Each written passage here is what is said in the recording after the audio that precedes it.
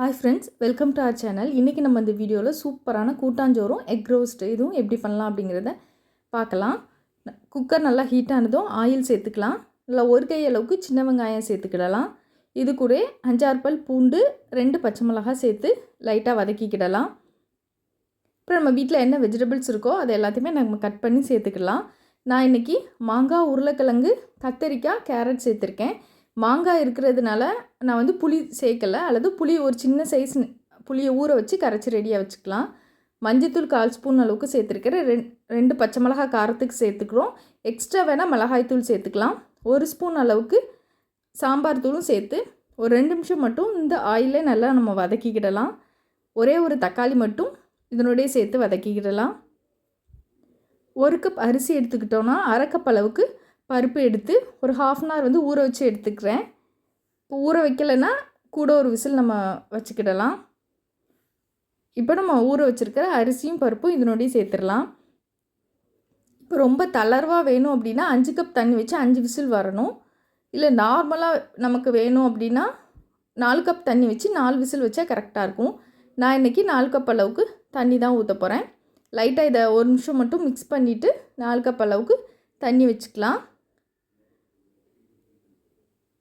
இதை நல்லா மிக்ஸ் பண்ணிவிட்டு இந்த டைமில் நம்ம உப்பு சேர்த்துக்கிடலாம். அதே மாதிரி காரமும் கரெக்டாக இருக்கான்னு செக் பண்ணிக்கலாம். இது கொதித்ததுக்கு அப்புறம் தான் நம்ம குக்கரை க்ளோஸ் பண்ணணும். க்ளோஸ் பண்ணி மீடியம் ஹீட்டில் 4 விசில் வந்ததுக்கப்புறம் ப்ரெஷர் அடங்கி அப்புறம் ஓப்பன் பண்ணி நம்ம பார்க்கலாம். நல்லா சூப்பராக கரெக்டாக நமக்கு ரெடியாக இருக்குது. இதை விட தளர்வாக வேணுன்னா 5 கப் தண்ணி வச்சு 5 விசில் வச்சுக்கோங்க. இப்போ நல்லா நம்ம மிக்ஸ் பண்ணிக்கலாம். இனி நம்ம தாளித்து கொட்டணும். நெய்யில் கூட தாளித்து கொட்டலாம், அல்லது சாப்பிடும்போது நெய் ஊற்றிக்கலாம். இப்போ நான் இன்றைக்கி ஆயில் தான் எடுத்துக்கிற போகிறேன். தாளிக்கிறதுக்கு ஆயில் சேர்த்துக்கலாம்.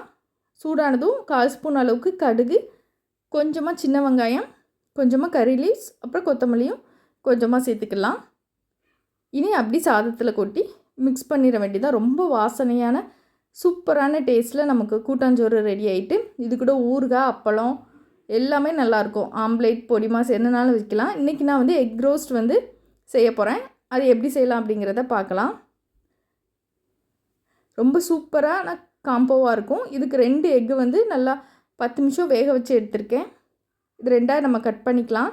டக்குன்னு ஒரு 2 நிமிஷத்துலேயே நம்ம இதை ரெடி பண்ணிடலாம். ஆயில் நல்லா சூடானதும் 1/4 ஸ்பூன் அளவுக்கு கடுகு சேர்த்துட்டு கொஞ்சமாக கறி லீவ்ஸ் சேர்த்துக்கலாம். உடனே ஸ்டவ் ஆஃப் பண்ணிடணும்.